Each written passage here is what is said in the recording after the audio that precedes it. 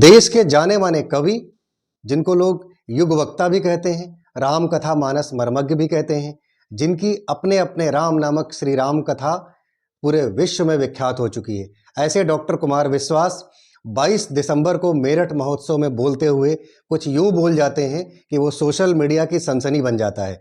अचानक डॉक्टर कुमार विश्वास का एक बयान सोशल मीडिया से लेकर के और टीवी जगत तक ट्रेंड करने लगता है।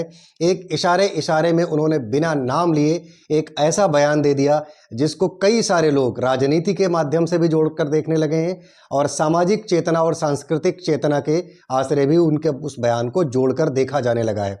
सबसे पहले हम आपको बताते हैं कि डॉक्टर कुमार विश्वास 22 दिसंबर को मेरठ महोत्सव में जब कविता पाठ कर रहे थे तो उन्होंने क्या बोला। उन्होंने कविता पाठ करते करते अचानक से ये बोला कि आपके घर का नाम भले ही रामायण हो, लेकिन अगर आपने अपने बच्चों को भगवान राम और सीता जी के परिवार के बारे में, सीता जी की बहनों के बारे में, राम जी के भाइयों के बारे में अपने बच्चों को अगर नहीं बताया तो ऐसा ना हो कि आपके घर का नाम भले ही रामायण हो लेकिन आपके घर की श्री लक्ष्मी को कोई और उठा कर ले जाए। जैसे ही उन्होंने ये बयान दिया, ये अगले ही दिन से उनका इतना ही बयान क्लिप काट करके सोशल मीडिया पर वायरल होने लगा। अलग अलग क्षेत्र के लोग इस बयान के अलग अलग आश्रय डॉक्टर कुमार विश्वास पर तंज कसने लगे। डॉक्टर कुमार विश्वास पर यह आरोप लगने लगा कि उन्होंने ये बयान महिला विरोधी दिया है। उनका इशारा बिना किसी नाम लिए हुए बॉलीवुड के मशहूर अभिनेता शत्रुघ्न सिन्हा के परिवार पर था। शत्रुघ्न सिन्हा के बंगले का नाम रामायण है और उनकी बेटी सोनाक्षी सिन्हा ने जहीर इकबाल नाम के एक एक्टर के साथ शादी कर लिया था और यह अंतर धार्मिक विवाह हुआ था। क्या एक सवाल मैं आपके आश्रय छोड़ता हूं कि क्या डॉक्टर कुमार विश्वास को यह बयान देना उचित लगता था? आप भी अपनी राय हमारे वीडियो के कमेंट सेक्शन में जरूर दीजिएगा कि एक धर्मनिरपेक्ष राष्ट्र में किसी इंडिपेंडेंट महिला को क्या अपना जीवन साथी चुनने का अधिकार नहीं है? आप अपनी राय हमारे वीडियो के कमेंट सेक्शन में जरूर दीजिएगा। राजनीति के लोग, धर्म जगत के लोग, साहित्य जगत के लोग डॉक्टर कुमार विश्वास के इस बयान को कई एंगल से देख रहे हैं। राजनीति से जुड़े लोग यह मानते हैं कि डॉक्टर कुमार विश्वास ने अपनी राजनीतिक पारी आम आदमी पार्टी से शुरू किया था और आम आदमी पार्टी में जब उनकी दाल नहीं गली, वो आम आदमी पार्टी की तरफ से राज्यसभा सांसद नहीं बन पाए, तब उन्होंने अभी कुछ समय पहले कांग्रेस के पुराने नेताओं की तारीफें करना शुरू कर दिया था। अगर आप पुराने बयानों को खंगालें तो उन्होंने गांधी और नेहरू की तारीफों के पुल बांधे हैं अपने बड़े बड़े कार्यक्रमों में। उसके बाद लोग ऐसा भी अनुमान लगा रहे हैं कि कांग्रेस ने उन्होंने अपेक्षित रिवार्ड नहीं दिया और उनको राज्यसभा नहीं भेजा। तब डॉक्टर कुमार विश्वास अचानक कांग्रेस से फिर विमुख हो गए और उन्होंने जो अपने अपने राम की सीरीज शुरू की, उस अपने अपने राम की सीरीज में वो भी वही करने लगे जो धीरेन्द्र कृष्ण शास्त्री बाबा बागेश्वर करते हैं, मुरारी बापू करते हैं या फिर अन्य कथावाचक करते हैं और भारतीय जनता पार्टी के समर्थन में बयानबाजी करने लगे। ऐसा मानना है जो राजनीति के लोग हैं। लेकिन आज अचानक से डॉक्टर कुमार विश्वास एक निजी टीवी चैनल पर आते हैं और उसी बयान के आश्रय अपने बयान की सफाई भी देते हैं और वो कहते हैं कि मैं जिस जगह रहता हूं, गाजियाबाद या नोएडा में, वहां आसपास अगर मैं नजर डालता हूं तो लोगों के घर का नाम रामायण होता है, साकेत होता है, गोकुल होता है, श्रीधाम होता है, ईश कृपा या फिर वृंदावन धाम होता है। मैंने जो बयान दिया है वो बयान किसी के वोट बैंक को एड्रेस करता है, इसलिए मेरे बयान को एक व्यक्तिगत किसी परिवार के खिलाफ जोड़कर देखा जा रहा है। लेकिन मेरा इशारा व्यक्तिगत किसी को आहत करना नहीं था। अब अगर मेरा बयान आपके वोट बैंक को एड्रेस करता है तो आप इसका लाभ उठाइए और लुत्फ उठाइए, लेकिन इस बात से इनकार नहीं किया जा सकता कि भारत की सांस्कृतिक चेतना के वितृष्णा पर प्रहार किया गया है। अब आप इसको सॉफ्ट होकर, प्यारे होकर, गुड़ी गुड़ी होकर, हारमनी का चोला ओढ़ करके इग्नोर नहीं कर सकते हैं।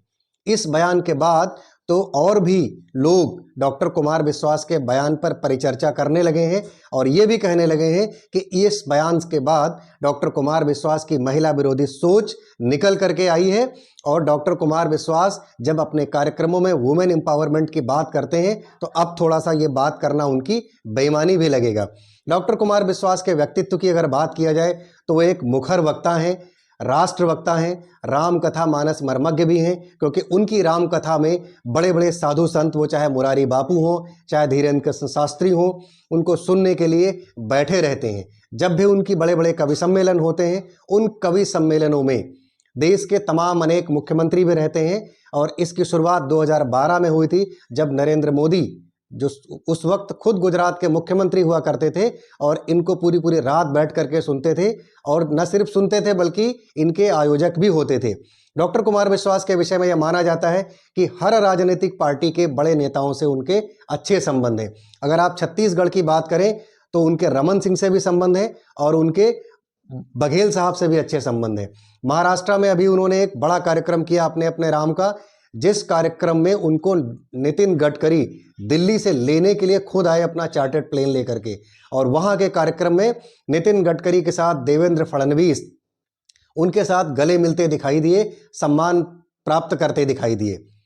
तो उनके मध्य प्रदेश में भी कमलनाथ और शिवराज सिंह दोनों से अच्छे संबंध हैं। हर साधु संत से उनके अच्छे संबंध हैं।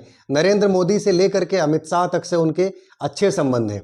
राजनीति में उनकी अपनी एक अलग भूमिका है, देश में भी अपनी उनकी एक अलग भूमिका है, लेकिन उनकी महत्वाकांक्षाओं से भी इग्नोर नहीं किया जा सकता। उनकी कई सारी महत्वाकांक्षाएं हैं। उन्होंने कभी इस बात की निंदा नहीं की कि वो राजनीति में नहीं आएंगे।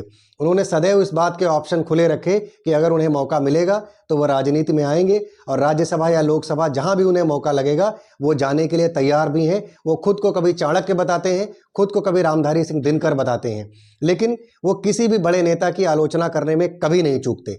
वो दलितों के विषय में बात करते हुए कहते हैं कि दलितों के विषय को, उनके दर्द को डॉक्टर कुमार विश्वास शर्मा होकर के नहीं समझा जा सकता है। वो कभी दलितों पर खुलकर बोलते हैं तो कभी महिलाओं पर खुलकर बोलते हैं। वो हमेशा खुलकर इस देश के सभी मुद्दों पर अपनी बात रखते हैं, लेकिन इस बयान में फिलहाल उन्हें घेर दिया गया है। सुप्रिया श्रीनेत जो कांग्रेस की एक बड़ी नेता हैं, प्रवक्ता हैं, उन्होंने तो खुल करके उनके खिलाफ मोर्चा खोल दिया है। पूरा सोशल मीडिया लिखते लिखते उन्होंने भर दिया है। उन्होंने डॉक्टर कुमार विश्वास को महिला विरोधी बता दिया है, दलित विरोधी भी बता डाला है।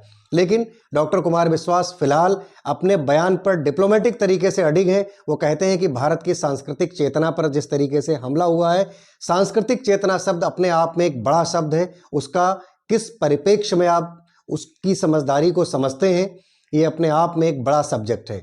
फिलहाल आपके लिए एक सवाल छोड़ता हूं कि क्या डॉक्टर कुमार विश्वास के मायने समझे जाने चाहिए? क्या डॉक्टर कुमार विश्वास ने सोनाक्षी सिन्हा को टारगेट करते हुए, शत्रुघ्न सिन्हा के घर को टारगेट करते हुए अपनी बात कही है, या फिर उन्होंने जनरल परसेप्शन में कोई एक बयान दिया है सोनाक्षी सिन्हा के विषय में? अब तक अगर आप हमारे इस वीडियो में नए हैं तो आप हमारे वीडियो को लाइक कीजिए, हमारे चैनल को सब्सक्राइब कीजिए। धन्यवाद। जय हिंद, जय भारत।